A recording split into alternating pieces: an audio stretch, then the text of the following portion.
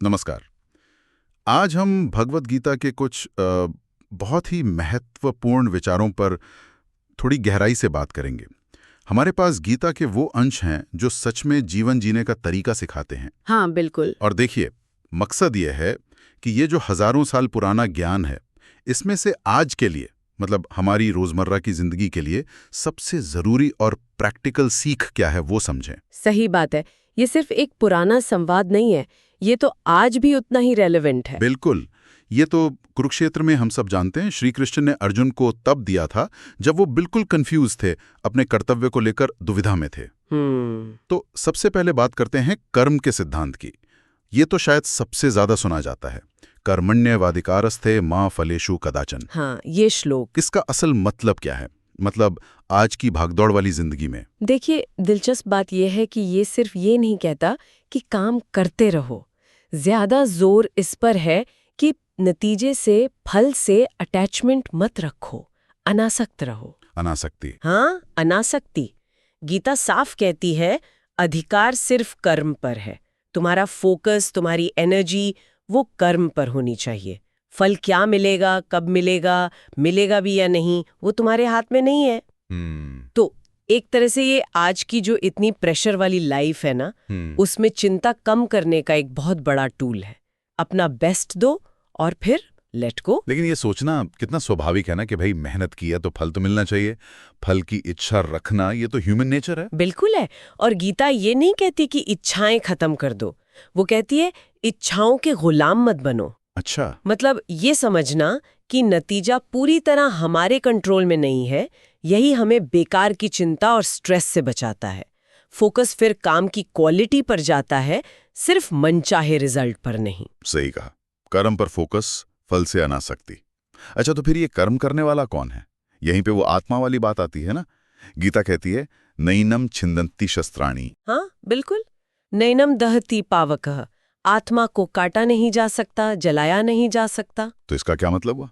इसका गहरा मतलब है कि हमारी असली पहचान ये हाड़ मांस का शरीर नहीं है। ये शरीर तो बदलता है, बूढ़ा होता है, खत्म हो जाता है। पर आत्मा वो शाश्वत है, हमेशा रहने वाली, न जन्म लेती है न मरती है। ये समझ जो है ना, ये जीवन और मृत्यु को देखने का पूरा नजरिया बदल सकती है। वो जो मौत का डर होता है ना, हाँ, वो कम हो सकता है। एग्जैक्टली, वो डर कम हो सकता है। ये एहसास कि हम किसी बहुत बड़ी अनंत चेतना का हिस्सा है। तो अगर आत्मा शाश्वत है, हाँ। तो फिर ये मन, ये जो इतना चंचल है, हाँ। कभी इधर भागता है कभी उधर। गीता तो कहती है अपना मन ही अपना सबसे बड़ा दोस्त है और वही सबसे बड़ा दुश्मन भी। हाँ। ये कैसे? ये सीधा सीधा इशारा है आत्मनियंत्रण की तरफ, सेल्फ मास्टरी। Self mastery. हाँ, अगर हमने अपने मन को साधना सीख लिया, उसे डिसिप्लिन कर लिया, ट्रेन कर लिया, तो वो हमारा बेस्ट फ्रेंड बन जाता है, हमें सही रास्ते पर ले जाता है। लेकिन अगर मन बेलगाम है, अपनी मर्जी से भटक रहा है, इच्छाओं में, भावनाओं में, तो वही हमारा दुश्मन बन जाता है, हमें गलत दिशा में ले जाता है, हमें गिराता है।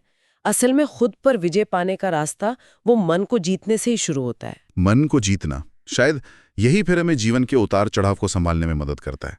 और यहीं से शायद वो स्वीकृति वाली बात की जुड़ती है। गीता का वो नजरिया कि जो हुआ वो अच्छा हुआ, जो हो रहा है वो अच्छा हो रहा है। हाँ, ये भी एक बहुत महत्वपूर्ण पहलू है। इसे कैसे समझें? क्या ये बस किस्मत पे रोना या सब कुछ मान लेना है, फेटलिज्म टाइप का? नहीं, इसे फेटलिज्म से ज्यादा एक गहरे भरोसे की तरह देखना चाहिए। ट्रस्ट, भरोसा बड़ी योजना पर, या कह लें एक डिवाइन ऑर्डर पर।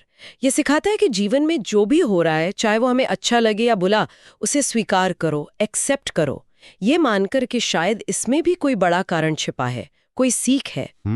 इससे होता यह है कि मुश्किल से मुश्किल हालात में भी हम अपना संतुलन, अपनी शांति बनाए रख पाते हैं।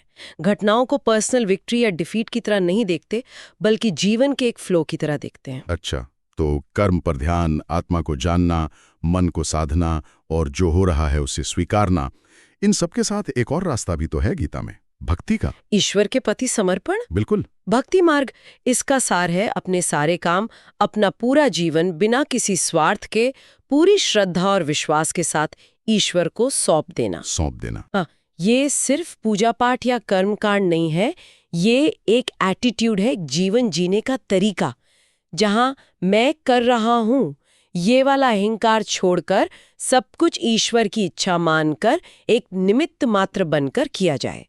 गीता इसे भी मोक्ष तक यानी जीवन के अल्टीमेट गोल तक पहुंचने का एक बहुत पावरफुल रास्ता मानती है।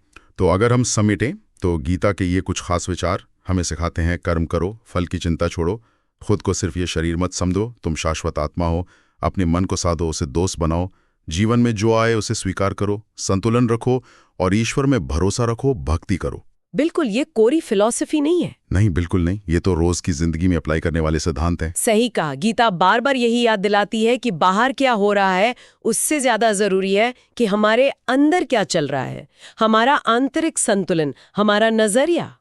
और यही ये सवाल उठता है जो बहुत महत्वपूर्ण है। आज की जो चुनौतियां हैं, जो इतनी अलग हैं, इतनी तेज जिंदगी है, इसमें इन हजारों साल पुरानी टीचिंग्स को हम वाकई अपनी जिंदगी का हिस्सा कैसे बना सकते हैं? ये सोचने वाली बात है। इन मुख्य शिक्षाओं के अलावा भी गीता का कौन सा एक विचार या शायद कोई एक लाइन ऐसी है जो आज किसी की अपनी निजी जिंदगी की उथल-पुथल से सबसे ज्यादा जुड़ती हुई महसूस होती है और सोचने पर मजबूर करती है? इस पर सोचना, मनन करना शायद अपने आप में एक सार्थक शुरुआत हो सकती है।